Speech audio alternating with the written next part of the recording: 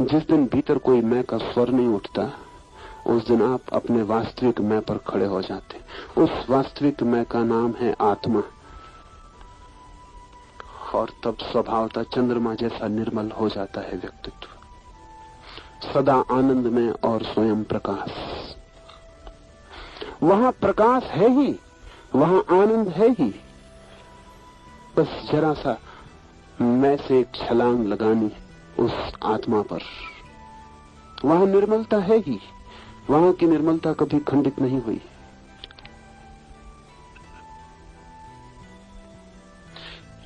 दूसरा महत्वपूर्ण सूत्र, वो भी बहुत अद्भुत और मौलिक।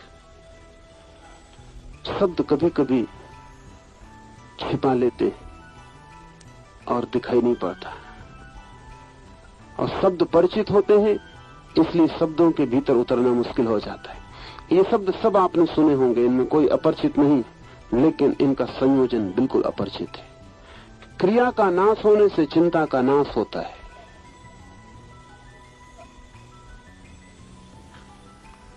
और चिंता का नाश होने से वासना का नाश होता है। वासना नाश मोक्ष, और यही जीवन मुक्ति है। क्रिया का नाश होने से चिंता का नाश होता है। चिंता को तो हम सभी नष्ट करना चाहते हैं। कौन है आदमी जो चिंता से मुक्त न हो जाना चाहता हो? लेकिन कर्ता से हम मुक्त नहीं होना चाहते, चिंता से मुक्त होना चाहते हैं, कर्ता से मुक्त नहीं होना चाहते। और कर्ता की छाया है चिंता। जो आदमी सोचता है मैं कर रहा हूं ये, वो चिंता से नहीं बच सकता। उस पर चिंता बढ़ती चली जाएगी, और जितना ही वो आदमी सोचेगा मैं कर रहा हूं, उतनी ही चिंता बढ़ती चली जाएगी। पूरब के लोगों ने बड़ी तरकीबें खोजी थी। उसमें एक तरकीब ये थी कि मैं नहीं कर रहा हूं, परमात्मा कर रहा है। एक ध्यान की व्यवस्था थी। ये व्यवस्था थी कि उसकी आज्ञा के बिना पत्ता भी नहीं हिलता। ऐसा है नहीं कुछ, एक एक पत्ते के लिए आज्ञा देनी पड़े उसको, तो अभी तक परमात्मा पागल हो जाता कि एक एक पत्ते को कहना पड़े हिलो, बंद हो जाओ। नहीं, कोई परमात्मा एक एक पत्ते को हिलाने रोकने के लिए नहीं बैठा हुआ है, लेकिन इसका उससे कोई संबंध भी नहीं है। उसकी आज्ञा के बिना पत्ता नहीं हिलता। ये तो ध्यान की एक व्यवस्था थी, एक उपाय था। क्योंकि जो आदमी ऐसा मान लेता है उसकी आज्ञा के बिना पत्ता भी नहीं हिलता, वो धीरे धीरे मैं करता हूं ये भाव छोड़ने लगता है। करता वो है, मैं कुछ भी नहीं उपकरण। वो हिलाता है तो हिलता हूं, वो चलाता है तो चलता हूं, वो उठाता है तो उठता हूं। जब लोग ऐसा सोचते थे कि उसके द्वारा सब हो रहा है और हम केवल कठपुतलियां हैं, तो एक बड़ी घटना घटी थी इस दुनिया में। पूरब के मुल्क एकदम चिंता मुक्त हो गए थे।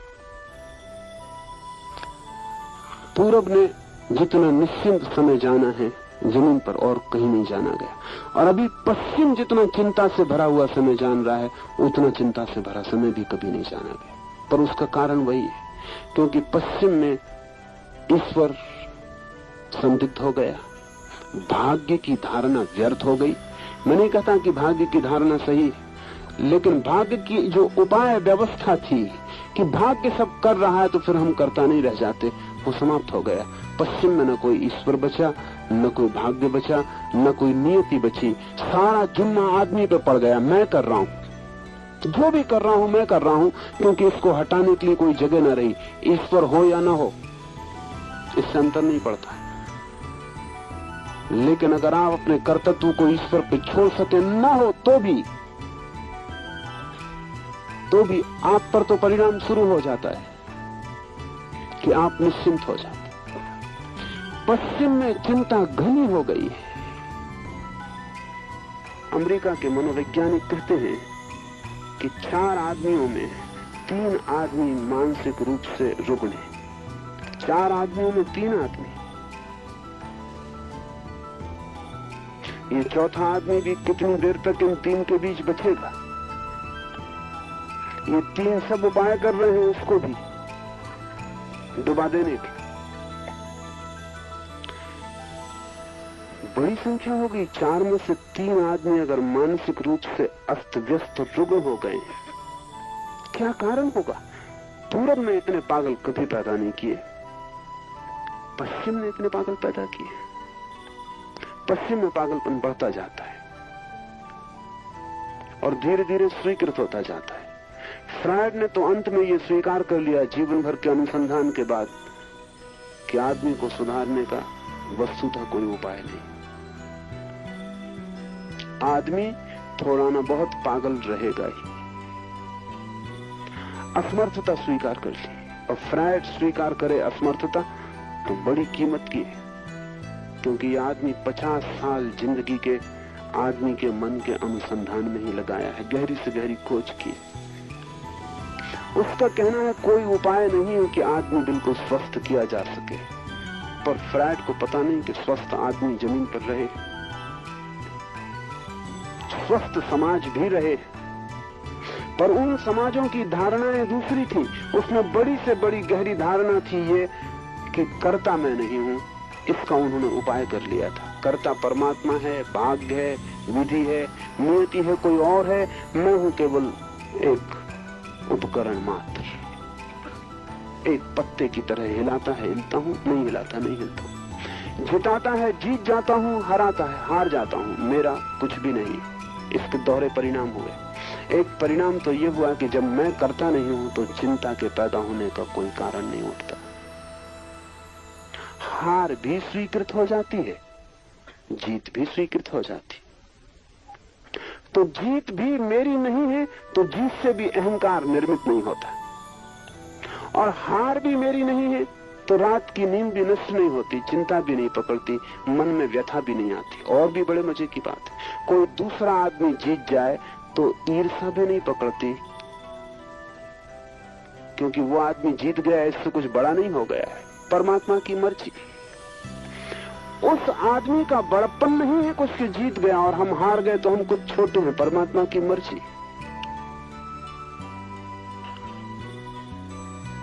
एक बड़ी शांत मानसिक अवस्था पैदा हो सकती है अगर कर्ता का भाव छूट जाए। जरूरी नहीं है कि आप परमात्मा को माने तो ही छूटे। बुद्ध ने बिना परमात्मा को माने छोड़ दिया, थोड़ा कठिन है। महावीर ने बिना परमात्मा को माने छोड़ दिया, थोड़ा कठिन है। अगर बिना परमात्मा को माने छोड़ना हो तो फिर आपको साक्षी भाव को गहरा करना पड़े। सिर्फ देखने वाले रह जाएं, जो भी हो रहा है देखने वाले रह जाएं। हार हो तो देखें कि मैं देख रहा हूं हार हो गई, और जीत हो तो देखें कि देख रहा हूं कि जीत हो गई।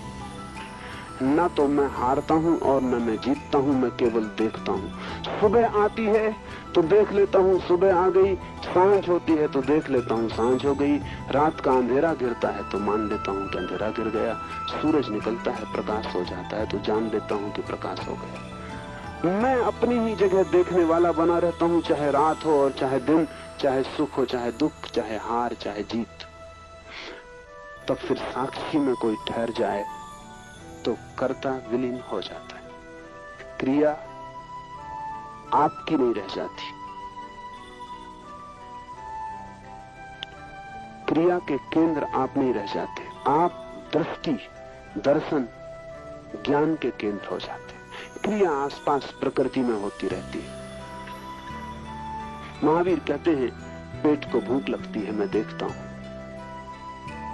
पैर में कांटा चुभता है, पीड़ा होती है पैर को, मैं देखता हूं। शरीर रुग्ण होता है, बीमारी आती है, मैं देखता हूं। मरते वक्त भी महावीर देखते रहेंगे कि शरीर मर रहा है। आप नहीं देख पाएंगे कि शरीर मर रहा है, आपको लगेगा मैं मर रहा हूं। जीवन भर का अभ्यास, जब सब क्रियाएं आपने की तो मौत भी आपको ही करनी पड़ेगी। जब सभी कुछ आपने किया तो फिर मृत्यु आप किस पर छोड़ेंगे? जिसने जीवन को छोड़ दिया वो मृत्यु को भी छोड़ देता है, और जो जीवन को देखता रहा कि मैं साक्षी हूं, वो मृत्यु को भी देख लेता है कि मैं साक्षी हूं। क्रिया का नाश हो जाए अर्थात कर्ता खो जाए तो चिंता का नाश हो जाता है।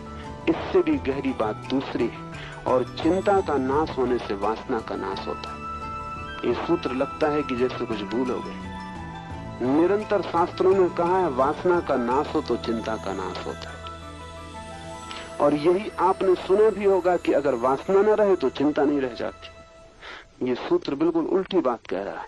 ये सूत्र कहता है चिंता का नाश हो जाए तो वासना का नाश होता है, क्रिया का नाश हो तो चिंता का नाश होता है, और चिंता का नाश हो तो वासना का नाश होता है। क्यों? कभी आपने ख्याल किया कि जब आप ज्यादा चिंतित होते हैं तो ज्यादा वासनाग्रस्त होते हैं? जब मन में ज्यादा परेशानी होती है तो काम वासना ज्यादा पकड़ती है,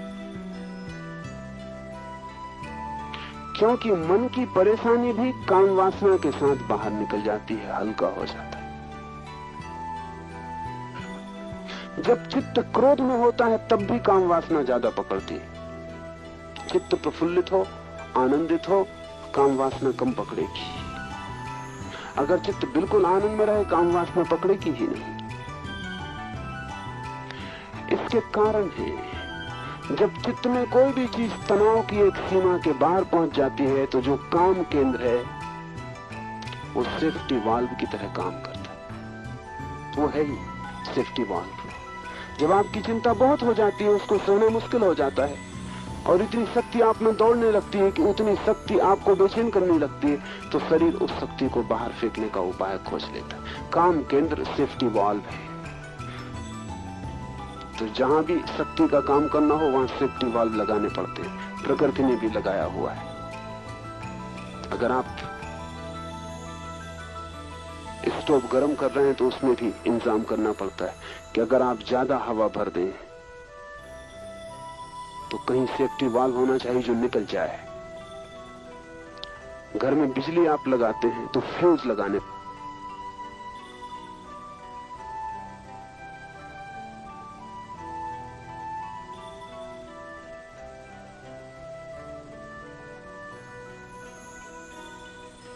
जैसे ही ज्यादा शक्ति खींचने की स्थिति बनेगी, फ्यूज टूट जाएगा और शक्ति निष्कासित हो जाएगी, आप बच जाएंगे। शरीर में भी सेफ्टी वाल्व है, वो बायोलॉजिकल है।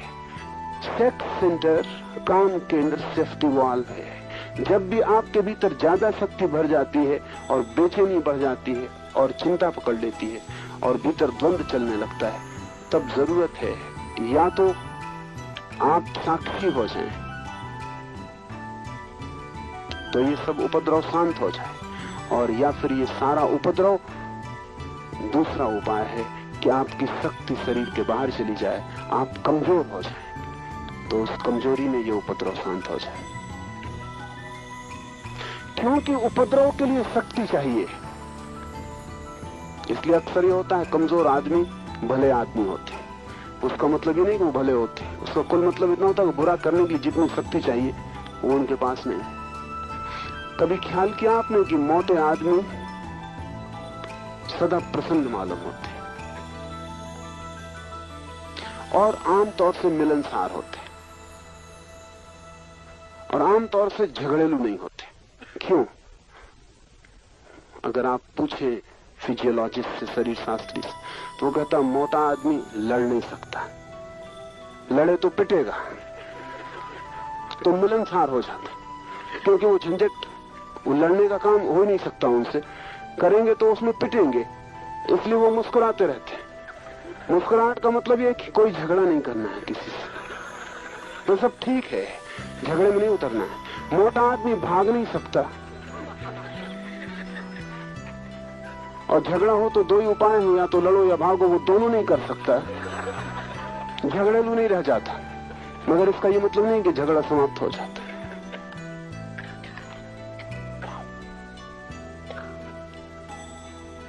आदमी की सारी व्यवस्थाएं हैं भीतर, उनके प्रति होश से भरना उपयोगी है। तो जब भी आप चिंता से भरते हैं, दुख से, पीड़ा से, तो आपके चित्त में वासना का उदय होगा। या तो साक्षी बन जाइए, अगर साक्षी बन जाएंगे तो जो शक्ति आपकी चिंता में उलझ रही है वो शक्ति चिंता से मुक्त हो जाएगी और उसी शक्ति के सहारे आप ऊपर की यात्रा पर निकल जाएंगे। अगर आप साक्षी नहीं हो सकते तो जो शक्ति आपको बेचैन किए दे रही, तूफान झंझावात कर दिया है, वो फिर सेफ्टी वाल्व से वासना के केंद्र से बाहर निष्कासित हो जाएगी। आप कमजोर हो जाएंगे, आपको लगेगा हल्के हो गए, लगेगा रिलीफ, विश्राम मिला। फ्रायड ने तो सेक्स को, काम वासना को नैसर्गिक ट्रैंकुलाइजर कहा है कि वो विश्राम देने वाली दवा है। पुरुष दिन भर का थका मांदा जमाने के उपद्रव चिंताओं से घिरा हुआ लौटता है, अगर उसे काम वासना से शक्ति को बहाने का मौका मिल जाए तो रात शांति से सो जाता। और इसी वजह से स्त्रियां काम में इतना रस नहीं लेती, क्योंकि उनको बहुत जल्दी समझ में आना शुरू हो जाता है कि पुरुष के लिए वे केवल सेफ्टी वाल्व का काम कर रही। उनको तत्काल ये पता चल जाता है कि प्रेम वगैरह कुछ भी इसमें है नहीं, मामला इंस्ट्रूमेंटल है। उनको समझ में आ जाता है कि इस पुरुष के लिए धीरे धीरे धीरे धीरे वो केवल एक उपकरण बन गई है, जिनके माध्यम से वो अपनी शक्ति को फेंक देता है और सो जाता है।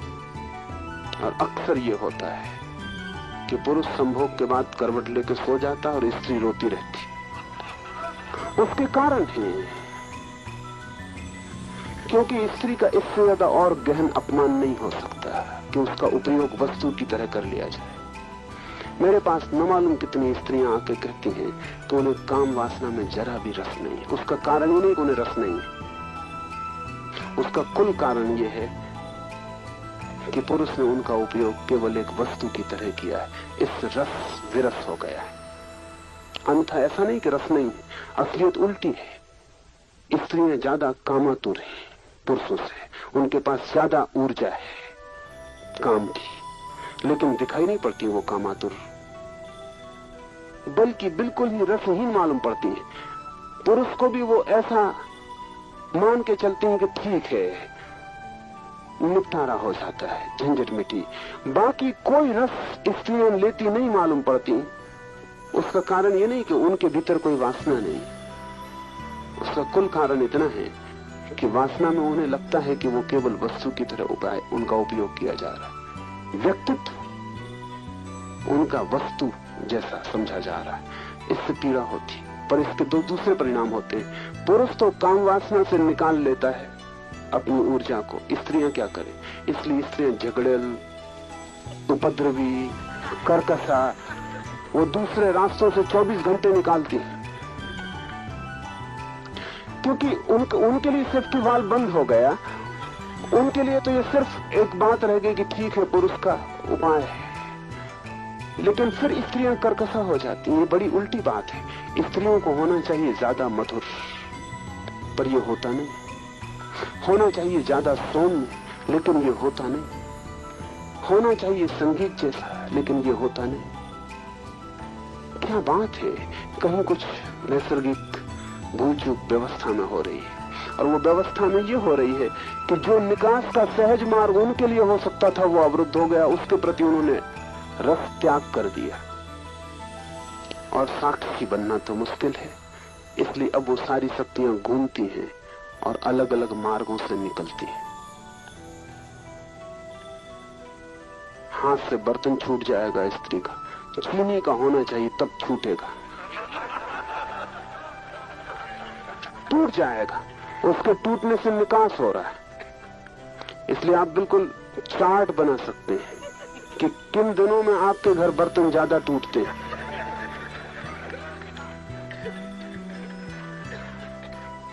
और आप अनिवार्य रूप से ये पाएंगे कि जब भी स्त्री की ऊर्जा निष्कासित नहीं हो पाती, तब वे टूटेंगे।